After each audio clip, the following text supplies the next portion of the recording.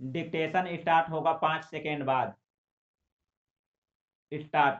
भारत के पश्चिमी तट पर आए तूफान तौकते के तुरंत बाद बंगाल की खाड़ी में आए तूफान यास ने भारत के पूर्वी तट पर आक्रमण किया है। यह गनीमत है कि यास का स्वरूप उतना भयानक नहीं हुआ जितनी आशंका थी, लेकिन अब भी वह बहुत खतरनाक है। पश्चिम बंगाल और उड़ीसा में उसने बड़े पैमाने पर नुकसान पहुंचाया है।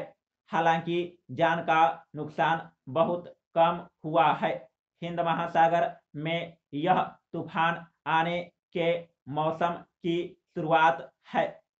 यह मौसम आमतौर पर नवंबर तक रहता है।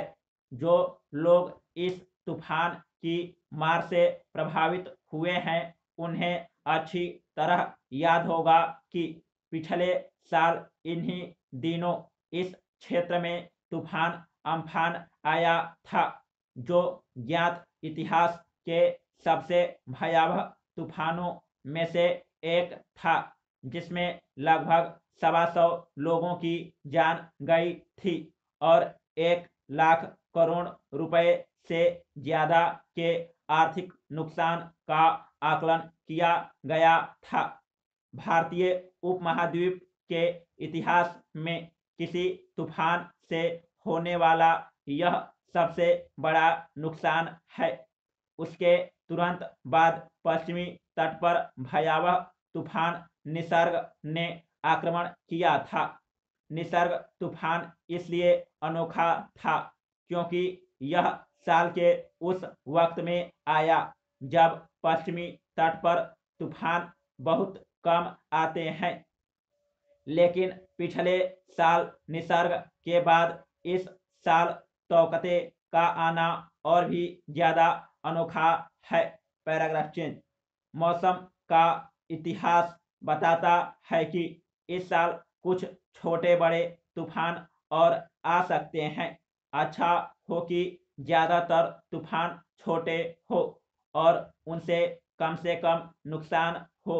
महामारी के दौर में तूफानों का आना ऐसा लगता है जैसे एक के बाद दूसरी आपदा टूट पड़ी हो, जैसी दुनिया भर के धार्मिक ग्रंथों और पौराणिक साहित्य में कहानियां मिलती है। यह सही है कि मनुष्य ने विज्ञान और टेक्नोलॉजी के जरिए आपदाओं से होने वाले नुकसान को काफी कम किया है, लेकिन एक हद के बाद प्रकृति के आगे मनुष्य निर्बल हो जाता है। तूफानों के मामले में पहले से चेतावनी देने और तैयारी करने की वजह से अब जान माल का नुकसान काफी हद तक रोका जा सकता है।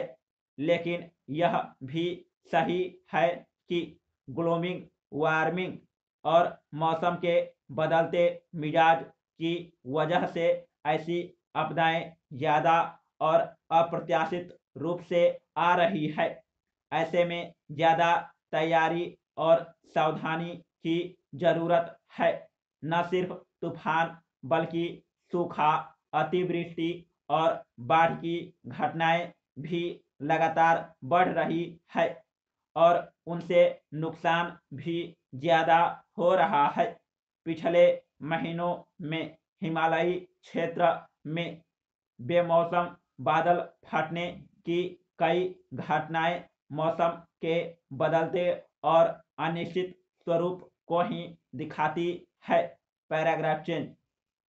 तूफान की चेतावनी और उससे बचने के उपायों का जो तंत्र हमने विकसित किया है उसमें सुधार की अभी बहुत गुंजाइश है, लेकिन वह काफी प्रभावी है। इससे हम उस दूसरी आपदा के मामले में सीख ले सकते हैं जिसे अभी भुगत रहे हैं। कोरोना के कहर से यह सीख लेना जरूरी है कि बीमारियों की रोकथाम और उनसे बचाव के लिए एक मजबूत और कारगर सार्वजनिक स्वास्थ्य तंत्र का होना जरूरी है, जो वक्त रहते खतरे का आकलन कर सके और उसकी रोकथाम के उपाय कर सके। मौसम का मिजाज जैसे बदल रहा है, उससे पैदा होने वाली खतरों का सामना सिर्फ एक प्रभावशाली और कारगर जन कल्याणकारी प्रशासन तंत्र से ही संभव है। समाप्त।